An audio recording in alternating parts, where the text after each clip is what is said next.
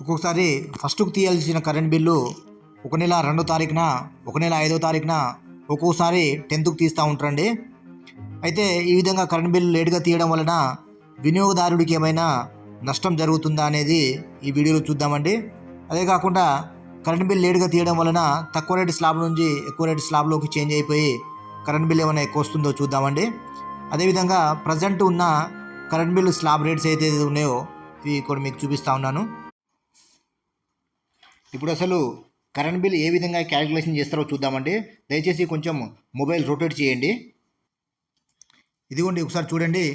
Previous month వచ్చేసి 1/10/2004 రోజు నా రీడింగ్ వచ్చేసి 3800 ఉండే అండి.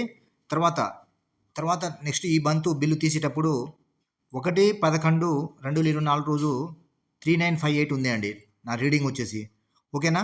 అయితే ఒకసారి చూడండి కరెంట్ బిల్ ఎట్లా వస్తుందో చూద్దాం, ఏ విధంగా క్యాలిక్యులేషన్ చేస్తారో ఒకసారి చూడండి అండి. ఇక్కడ చూడొచ్చండి, నాది సెకండ్ స్లాట్లోకి వచ్చింది. ఎందుకు అంటే 31 డేస్ అయిందండి. 31 డేస్కు నేను నెంబర్ ఆఫ్ యూనిట్స్ ఎన్ని కాల్చాను, 158 యూనిట్స్ కాల్చాను కాబట్టి నాకు సెకండ్ స్లాట్లోకి వచ్చిందండి. ఓకేనా అండి? ఒకసారి మీరు చూడొచ్చు. ఇదిగోనండి. ఇప్పుడు నేనేమంటా ఉన్నాను, నేను కరెక్ట్గా 100 యూనిట్సే కాల్చానండి. ఓకేనా? నేను 100 యూనిట్సే కాల్చాను. అంటే 3900 రీడింగ్ ఉందనుకోండి. మళ్ళీ క్యాలిక్యులేషన్ చేస్తే ఏమైంది ఒకసారి చూడండి. ఇక్కడ చూడొచ్చు అండి. ఇప్పుడు ఫస్ట్ స్లాట్లోకి వచ్చేసింది. అంటే నేను 31 డేస్కు ఓన్లీ 100 యూనిట్స్ మాత్రమే కాల్చడం జరిగింది. యావరేజ్గా 100 యూనిట్స్ కాల్చాను కాబట్టి నాకు ఫస్ట్ స్లాట్ వచ్చిందండి. ఒక్కోసారి ఏం చేస్తూ ఉంటారు వీళ్ళు, చాలామంది అంటే వీలు కాకనో ఇంకేదో కారణం వల్ల ఫస్ట్ కొట్టాల్సిన కరెంట్ బిల్లు కాస్త 5వ తారీఖు 10వ తారీఖు కొడతా ఉంటారండి. అంటే ఇక్కడ వచ్చేసి ఏమైందో ఒకసారి మీకు క్యాలిక్యులేటర్లో చూపిస్తాను.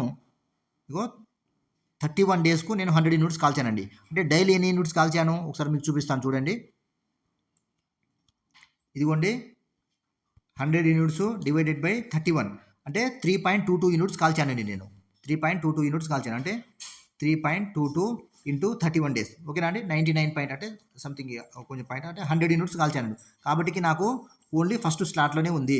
ఒక్కోసారి ఏమవుతుందంటే కరెంట్ బిల్ లేట్గా కొట్టారు కదండి. ఒకసారి చూడండి, కరెంట్ బిల్ కాస్త 10వ తారీఖు కొట్టారండి. ఓకేనా? కరెంట్ బిల్లు 10వ తారీఖు కొడితే ఏమైంది, ఇదిగోండి ఫస్ట్ స్లాట్లోనే ఉంది. కానీ కరెంట్ బిల్లు లేట్గా కొట్టినా కూడా ఫస్ట్ స్లాట్లోనే ఉంది. కానీ ఏమవుతుంది, మనం ఫస్ట్ అంటే 40 రోజులకు కొట్టారు కదండి. 40 రోజులకు ఏమైంది, మనకు 100 యూనిట్సే ఉన్నాయి. కానీ 10 డేస్ లేట్గా కొడితే మన కరెంట్ బిల్ అంటే రీడింగ్ కూడా కొంచెం పెరుగుతుంది కదండి. ఇక్కడ రీడింగ్ కూడా కొంచెం పెరుగుతుంది కదా, అది కూడా చూద్దామండి. ఓకేనా? ఒకవేళ 3928 అయిందండి రీడింగు. 3928 అయింది. ఓకేనా? 3928 అయితే ఇప్పుడు క్యాలిక్యులేషన్ చేసి చూద్దామండి. ఇక్కడ చూడండి, అంటే ఇక్కడ మీరు చూడొచ్చు 128 యూనిట్లు అయినాయండి. 128 యూనిట్లు ఎన్ని రోజులకు, 40 రోజులకు. అయినప్పటికీ స్లాట్ చేంజ్ అయిందా? చేంజ్ కాలేదు. ఎందుకు అంటే మీరు యావరేజ్గా 99.2 యూనిట్లు మాత్రమే వాడడం జరిగింది. కాబట్టి మీరు ఎట్టి పరిస్థితుల్లో స్లాబ్ అనేది చేంజ్ కాదు. మీరు 40 డేసే కాదు, 50 డేసే కాదు, ఇంకా ఎంత లేట్గా కొట్టినా కూడా వాళ్ళు యావరేజ్గా మంత్లీ యావరేజ్గా ఎన్ని యూనిట్స్ వాడుతున్నారో దాన్ని బట్టే వాళ్ళు స్లాబ్ రేట్స్ అనేది వేయడం జరుగుతూ ఉన్నది. అంతేకాని లేట్గా కొట్టడం వల్ల స్లాబ్ చేంజెస్ అవుతుంది అనేది చాలా అబద్ధపు ప్రచారం. ఓకే అండి, థ్యాంక్ యూ.